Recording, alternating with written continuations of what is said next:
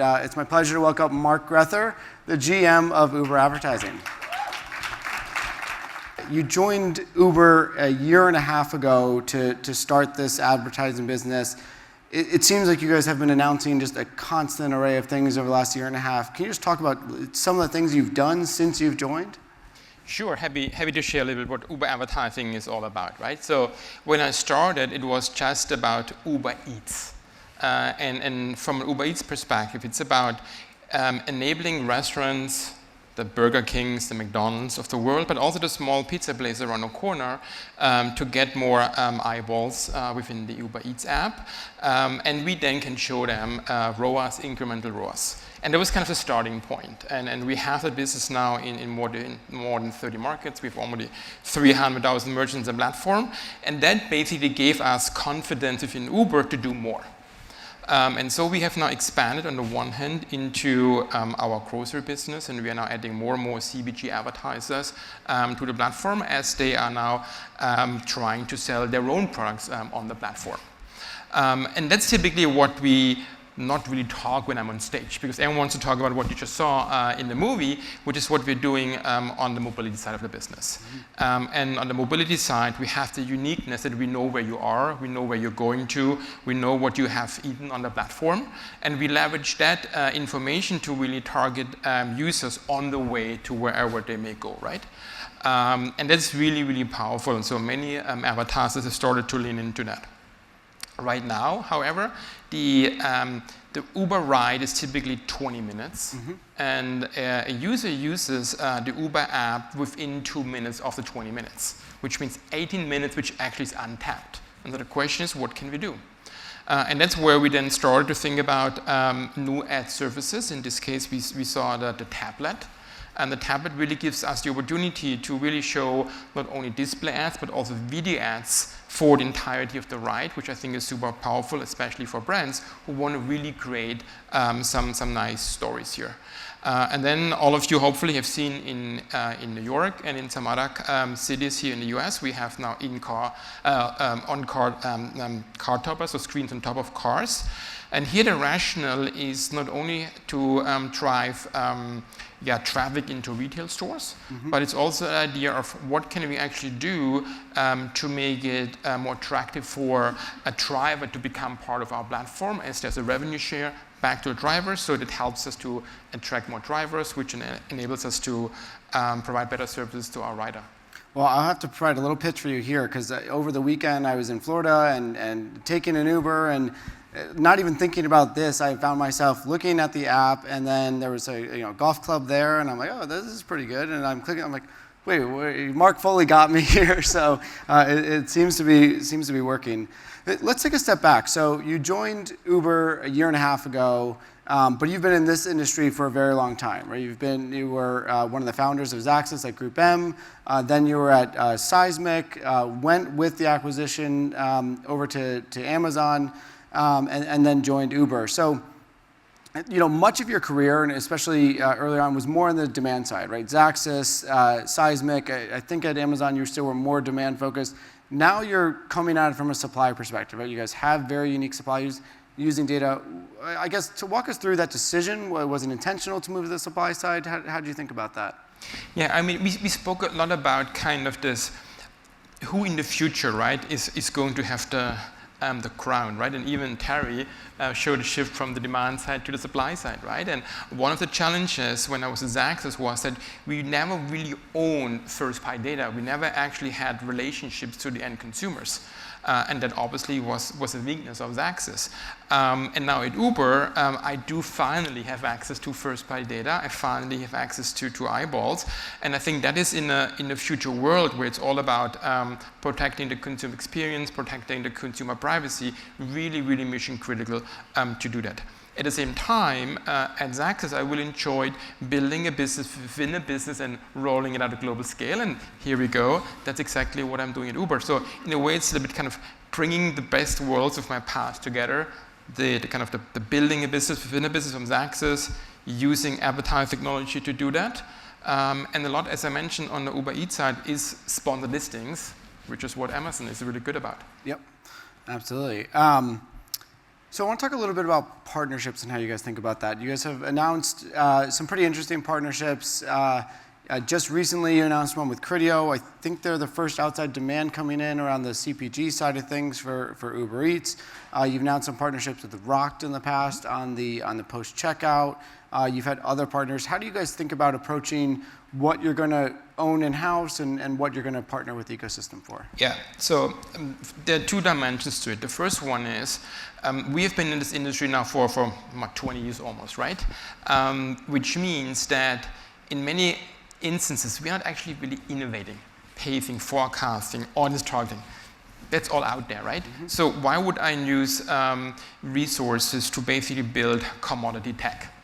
Let's rather think about people who have done it in the past, who have kind of a proven track record, and who advertisers actually trust and believe in, and bring them in, and then use the resources to basically build the unique differentiation surrounding that. So that's one thing, one part of the thinking. The other one is we are actually having this business in now 31 markets. And I can't overnight build a sales force in 31 markets. Mm-hmm. So the question for me is, how can I quickly unlock demand? And that's where our partners like Rocked and Grether will come in, so that they're not only a technology provider, but they're also a pipe to get me access to demand at global scale. Got it. Makes a ton of sense. What about on the measurement side of things? Are you guys looking to partner and lean on others on the measurement side of things? Are you building stuff in-house? How do you view that side of it? Well, on the Uber Eats side, we have the data ourselves, right? So we can measure orders on the platform.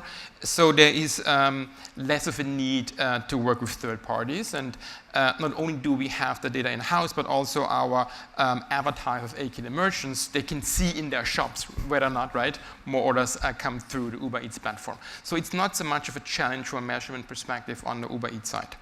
However, it's a big challenge on the mobility side. It's a whole new category, and no one really knows how to measure mobility ads, right? So we actually really want to kind of work with third parties. We are starting to integrate a few measurement providers, but I'm sure we will actually integrate even more so in the future as we are expanding that business. And at the end, we also, especially on the mobility side, we can't and shouldn't create our own homework. So therefore, we, again, have even more reasons to integrate with partners.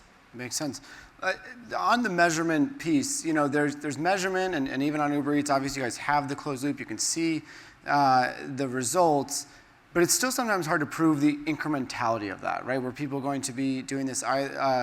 Were they going to be buying anyway, right? Is it worth advertising? And I saw you, I think you did a Beat Retreat interview with Joanna O'Connell where you guys talked a lot about this. Can you talk about the importance of incrementality, how you guys are approaching incrementality, both in Uber Eats, maybe outside of Uber Eats, in the broader side of the platform? So when I joined Uber, one of the things that I was really kind of fascinated about is that Uber is really A/B testing everything. Before anything gets rolled out, there is a really thorough A/B test happening in the back end, right? And so we are now leveraging kind of the A/B testing framework to then run campaigns where a small holdout group isn't exposed to the ads, and we can compare how many orders happen from the small holdout group versus from the ones who are actually exposed to the campaigns. And then you can then compare and contrast, and it's how we can provide an incrementality back to our advertisers. Because you're right, at the end, they don't care about ROAS. No. They care about incrementality, right? How many incremental orders at what price was the advertising kind of accountable for? And they need to see it right away, right? These aren't massive advertisers, especially on Uber Eats, right? They can be mom and pop shops. So if it doesn't work, they're not going to spend. Yeah. The other trend we talked about in this area is off-platform, right? So you've got lots of companies leveraging their data assets to not just monetize their own O&O inventory, but actually take that data and bring demand off-platform. How are you guys thinking about this at Uber? There are two angles to it. The first one is the mobility angle, which is, as I mentioned, 20 minutes ride, 2 minutes that the user is in the app, which means 18 minutes that he's still in a car. And I know that Conor right now is in Miami, right, on the way to the golf course, but he's not actually in the app itself. And that's 18 minutes of opportunity to do off-platform audience extensions, and it's something that we are looking into it. And then on the Uber Eats side, it's really kind of someone has started purchasing or is in the process of ordering dinner, whatever it might be, or groceries, right? Isn't finishing the order process, and then we want to basically retarget him to come back. The challenge in both use cases is how do we do it in such a way that it is okay from a consumer perspective and aligned with our data privacy policies, and that's where in the future I think we will need to do a lot more thinking about it, and AI, lookalike modeling will come to fruition here to really bring the right people back into our properties. So the other very unique thing about Uber is sort of the place you guys sit and how consumers use it, where you're reaching them. So obviously Uber Eats very much bottom of the funnel. In the Uber app, it's a little more upper funnel, but as you talk about the tablet and people started using it more, you really have consumers in a laid-back experience, right? It's similar to more traditional upper funnel TV type transactions. So I guess how are you guys thinking about how to bring advertisers into that full funnel and sort of take advantage of that? Is that changing as mobility changes over time as well? Yeah, you're right. If you're in a car, right, this is kind of a 20-minute where you're actually kind of almost relaxing, right? You're enjoying a ride, you're not kind of hustling, bustling, and that's where people typically are open-minded to kind of be exposed to content. And for me, it's not just a 20-minute, because if you think about it, we spend in the US about 8 hours a week in the car. Most of the time today, we are actually driving the cars ourselves. In the future, it will be an Uber or it will be even self-driving, but it will still be 8 hours, which means 8 hours where we have in the future time to consume content and eventually ads. And the car will become the next living room, and the tablet will become the next TV screen, right? And that's kind of where I think our industry will evolve to. And as we are moving into this direction, then indeed, branding, creation of awareness will be super, super powerful. But then we can actually close the loop. We can either close the loop because someone maybe then orders on the Uber Eats platform, the Pepsis, the Cokes, the cornflakes, whatnot. Or maybe someone takes a QR code and goes to the Walmart, right, and then shops and gets maybe $5 off, and then we can close the loop. Or we can even measure that now because of the videos, we see more traffic going to a retail store, right? So we can even measure, again, foot traffic. We can actually measure what is happening in the real world. I think that's the uniqueness about what we're doing at Uber. We're not just an online-only platform. We are really preaching offline and online, and yet doing it on a one-to-one level, which is quite unique. You could be in the next recategorization of TV here. So last question here. It's been amazing to watch all the innovation you guys have done, the amount of products you guys have shipped. But when can you just stop that and buy something? That's the critical question here. So when are you guys going to make the move towards M&A?